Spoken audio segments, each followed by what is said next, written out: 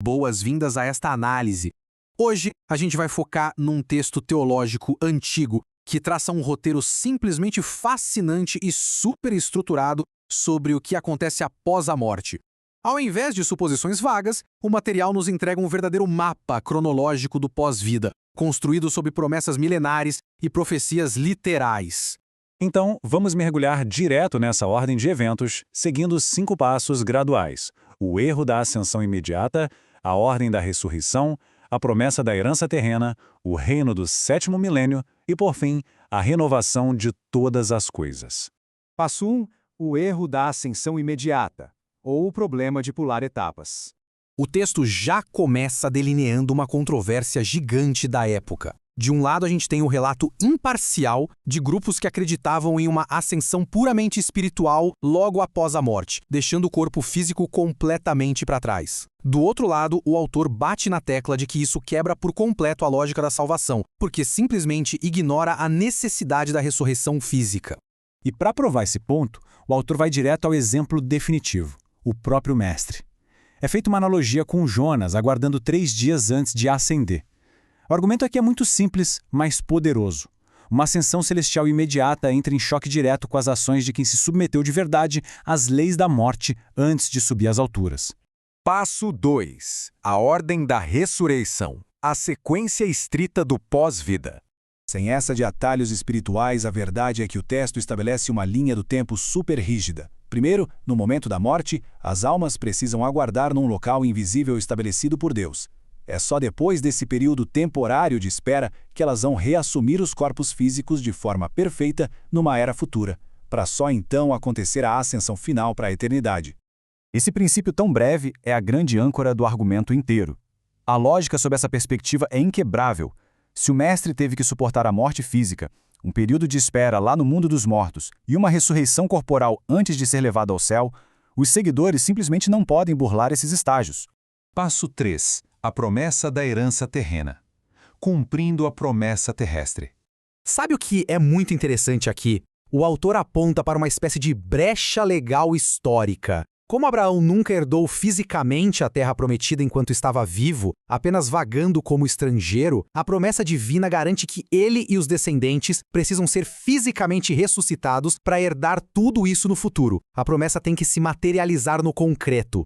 O argumento central é sobre a mais pura justiça. Afinal, as pessoas devem ser recompensadas na exata mesma natureza física em que suportaram escravidão, sofrimento e morte. Não faria o menor sentido sofrer horrores no corpo físico e ser recompensado só em espírito, concorda? É por isso que a própria criação física será restaurada ao seu estado original de abundância para servir a essa humanidade recriada.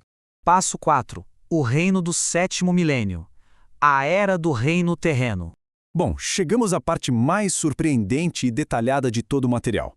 O autor define essa era não como o destino celestial final que a gente imagina, mas como o 7º dia.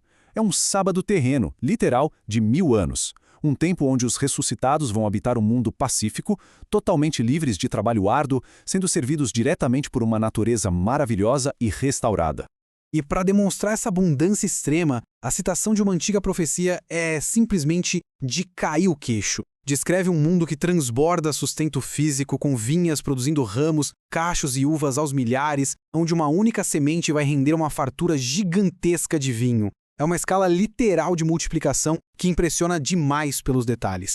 Além disso, as visões dos profetas citadas no texto detalham uma reversão completa da cadeia alimentar.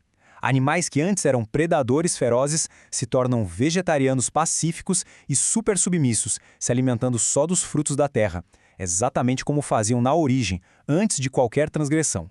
E olha só, o autor não deixa a menor margem para dúvidas e rejeita de imediato qualquer leitura puramente metafórica dessas profecias. Ele insiste que um reino físico, com animais reais e colheitas absolutamente fartas, é necessário para que a humanidade possa gradualmente se acostumar a conviver com a presença divina antes de entrar de vez na eternidade. Passo 5. A renovação de todas as coisas. O estado eterno final. O texto deixa muito claro que esse estágio de 1000 anos é apenas uma transição. assim que a humanidade estiver madura o suficiente, capaz de lidar com a glória imensurável de Deus, sem envelhecer ou perecer, este mundo atual passa, abrindo espaço para um novo céu e uma nova terra, completamente renovada para abrigar a nova Jerusalém. É fascinante notar como o autor chega a categorizar de forma quase matemática as chamadas muitas moradas da vida após a morte. O nível de frutificação espiritual que alguém alcança em vida é diretamente ligado ao local exato da sua moradia eterna definitiva. Tudo é rigorosamente medido e alocado. A conclusão é que toda essa linha do tempo complexa, recheada de períodos de espera, ressurreições físicas e reinos milenares, foi projetada com um propósito gigante: permitir que o ser humano criado possa ascender em total segurança, sendo conduzido pelo Espírito até o Filho e finalmente entregue ao Pai, onde Deus se tornará tudo em todos. Fica um pensamento final para a gente refletir. Essa visão tão estruturada oferece um roteiro que bate de frente com muita coisa que se assume hoje em dia. É incrível observar como a ideia de uma transição super gradual e muito física destoa completamente da ideia moderna de uma ascensão espiritual imediata. Como será que essas visões antigas podem transformar a compreensão coletiva sobre a grande jornada do pós-vida?